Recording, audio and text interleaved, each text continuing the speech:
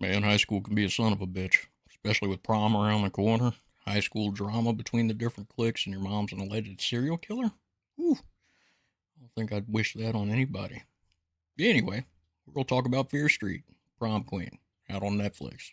So, grab a seat, get you a drink, let's do it. Cheers. We are the DFPN.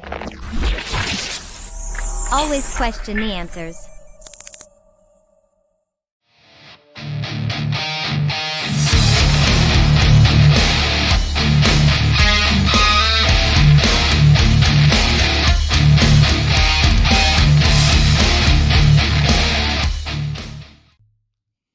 So, Fear Street Prom Queen out on Netflix is the latest adaptation of, I believe, the R.L. Stein uh, written series that came out a while back. I believe it's actually either an aught series or late 90s. To be honest, I fell off the R.L. Stein train back with Goosebumps. Kind of outgrew it.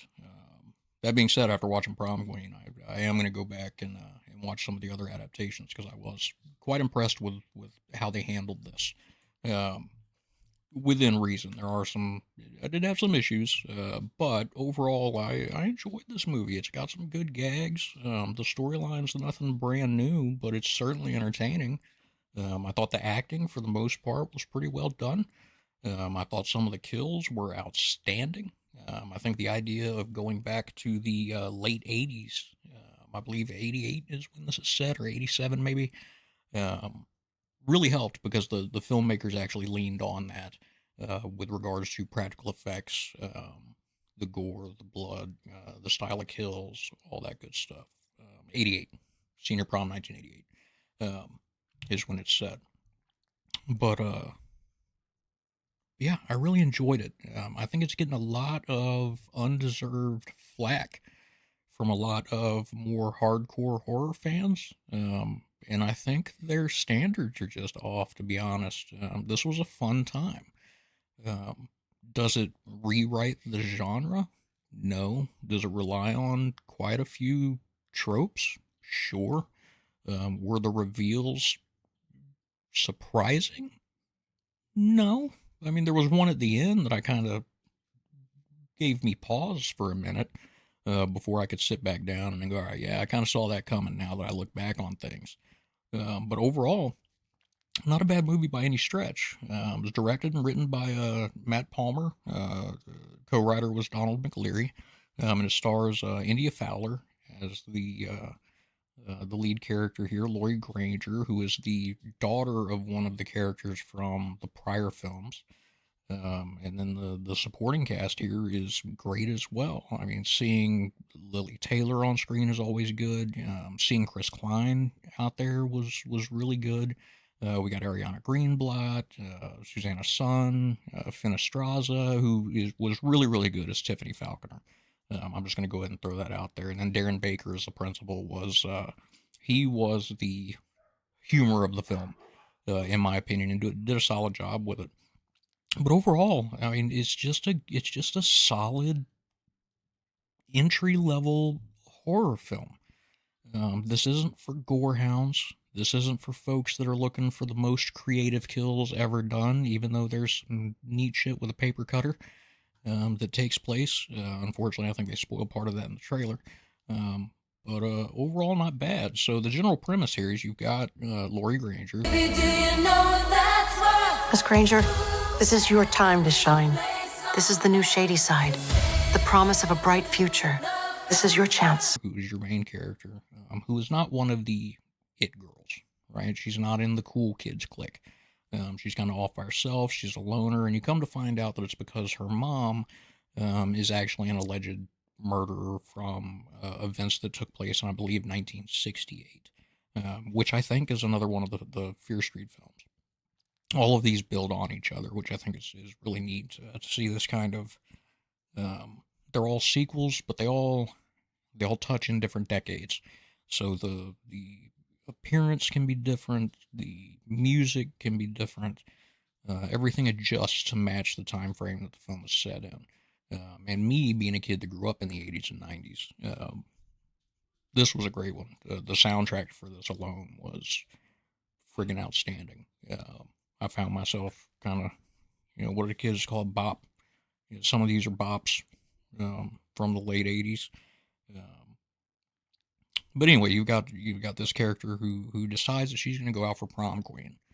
And then as you get closer and closer to prom, people start being taken out of the picture, taken out of the running, um, which lead through a standard whodunit style slasher setup. And then eventually you find out who it was, because it's a slasher. You're going to. There's no spoilers there. I'm not going to tell you who it was, how they set it up, nothing like that. Go see the movie if you get, or well, log in and watch it if you have a Netflix account. Um, but overall, I was super content with it. I don't feel like I wasted an hour and a half. It didn't overstay its welcome. I didn't feel like it needed to be any shorter, which I run into with a lot of these slasher movies. It feels like they pad out kills.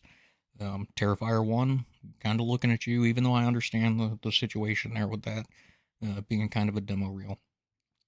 But overall, not a bad film. It's sitting at a 5.2 out of 10 right now on IMDb, which I think is very low. For me personally, ranking this out of 10, I would put it at probably a 6. For my age group and what I'm interested in. I think for the mid to late teenagers that are gonna go into this movie, I think it probably ranks closer to a 7 or an 8. But it is entry level horror. Again, this isn't for gorehounds. This isn't for those looking for elevated horror, whatever the hell that means, right? This is no Wicker Man. This is not Candyman. This is Scream for a younger generation, and it performs perfectly well being that. I will say that there were a couple things that I didn't necessarily care for. I think the prom setting overall led to some scenes that didn't really hit with me. That being said, I think for a lot of other folks, they will be absolutely hilarious. There's a dance off in this film that while I kind of looked at it, I was like, all right, yeah, fine, not for me. It still got a chuckle. I think that there are going to be some obvious comparisons between India Fowler and Hayden Panettiere with her work in Heroes and the Scream franchise. She looks a lot like Hayden to me. She carries that kind of bashful innocence of high school in a similar way to Hayden, but she does it well, and the girl that plays Tiffany in this film does a great job as the antagonist You'll never be prom queen. to Lori, to India's Lori. She is mean as hell and just cruel. And it's a standard rise and fall story for her, right? But overall, super fun, super entertaining. It's a popcorn flick. Pop a bag, sit down, and watch this and a couple of the others with your older kids, with your spouse, your partner, and I don't think you're going to regret it, unless you go in trying to be overly critical and trying to compare this to a Scream or Wes Craven's New Nightmare. This is not that level of slasher. This is much more akin to a Friday the 13th Part 4 or, a Final Destination 3. It's a franchise horror film that does a pretty good job of building on what came past. I'm not going to say from a continuity standpoint that it does great because I don't know. I need to see the rest of the films first to see how it plays out that way. If it sticks at even 75% as well as Mancini has done with the Child's Play films, then it's done a damn good job. We as fans go into horror movies, I think, and films in general, with our expectations way too high, and I don't know why that is. I would love to find a study or an article that dives into that to figure out why it is so hard nowadays for us to say that a film is just good, which this one is. Is it great? No, but it's not piss poor either. It's just good. I do kind of wish I had the opportunity to see this on the big screen. I think a lot of the kills would have had far more of an impact. I think the sound design was good, but on a standard TV screen or a standard computer sound system, I just don't know that it plays very well. I would have loved to have really been able to sit down and enjoy this, similar to like Hard Eyes, for example. I think was a damn solid slasher that we got this year. And I think Hard Eyes would lose something by being just on the small screen. So I worry that this suffered from that. But overall, it's good shit. And for the folks that are out there complaining, you're paying what, $15-20 for Netflix every month, and you get a decent middle of the road slasher film that's inoffensive, has some fun gore, has some good kills. The killer design in this film I thought was pretty good. I don't know what it harkens back to. I don't know if it's a throwback to other films in the series, because I need to go back and watch those.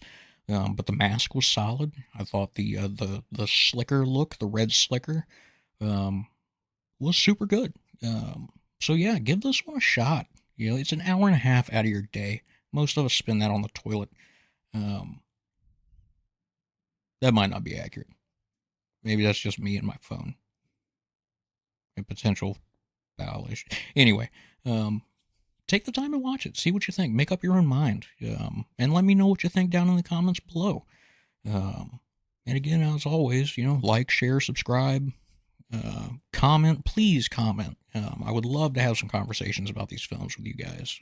I would love to start digging in a little bit more with what you got, where your head is at with regards to horror over the course of this last decade or so, because I feel like we're coming back in a strong position.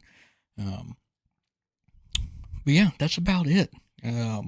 Fear Street Prom Queen, inoffensive middle of the road slasher for newer horror fans, or for horror fans that just enjoy a dumb movie every once in a while. Don't try to make it more than what it is. You're 9 times out of 10, you're going to be disappointed if you do that. So yeah, that's all I've got for this one. 6, 7 out of 10, depending on my mood. But yeah, definitely take some time to check it out. But cool things going on as far as the DFPN goes, the Dap Feeling Podcast Network.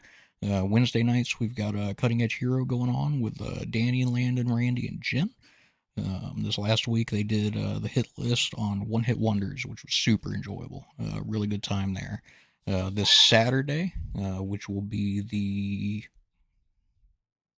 31st of May, 25, Eat the Cake Anime is going to be talking about fan service and animes either playing it too close to the source material or disrespecting the source material, and how that goes.